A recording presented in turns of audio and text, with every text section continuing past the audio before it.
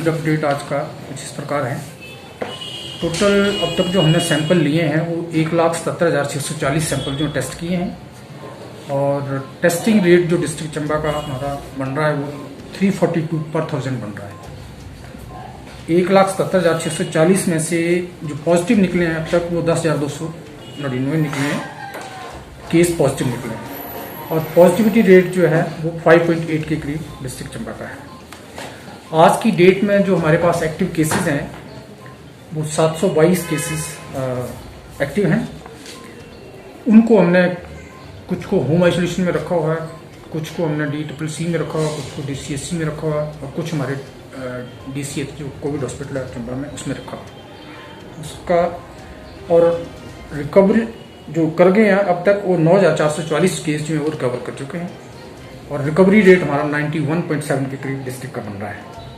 आज भी जो मॉर्निंग में राउंड हुआ उसमें भी कुछ डिस्चार्ज किए जो रिकवर कर गए थे उनको डिस्चार्ज। तो आज की डेट में भी 110 लोग जो हैं वो डिस्चार्ज हुए हैं। 2 जो है वो DCCC डाइटसरू से हुए हैं, DCHC से डलहौजी से 2 हुए हैं और कोविड हॉस्पिटल चंबा से 4 लोग जो हैं। तो इनको मिला के 102 लोग जो हैं वो आज डिस्चार्ज हुए हैं।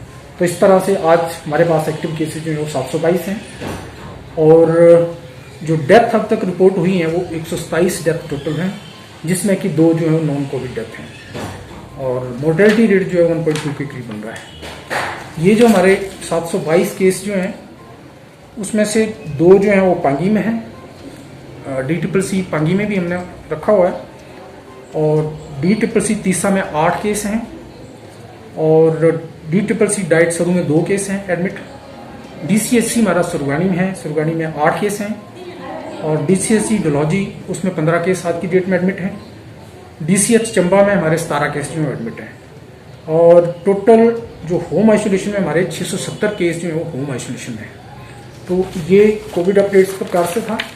दूसरा वैक्सीनेशन का भी हमारा जो सेशन है वो चला हुआ है।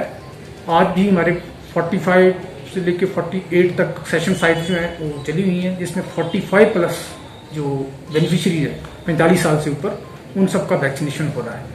उसमें मैक्सिमम हमने डिस्ट्रिक्ट चंबा में कवर कर लिए हैं, पर कुछ कुछ जो पंचायतें हैं जहां लोग दूर दराज में बसे हुए हैं वहां से वो आ नहीं सकते कोविड सेंटर पे ना वैक्सीनेशन सेंटर में, तो उनके लिए हमने नेक्स्ट टू डोर जो है उनको सेशन साइट्स क्रिएट की हैं और हमारी टीम्स जो हैं वो उनके नज़दीक के पंचायत में जाके उनके वैक्सीनेशन कर रहे हैं।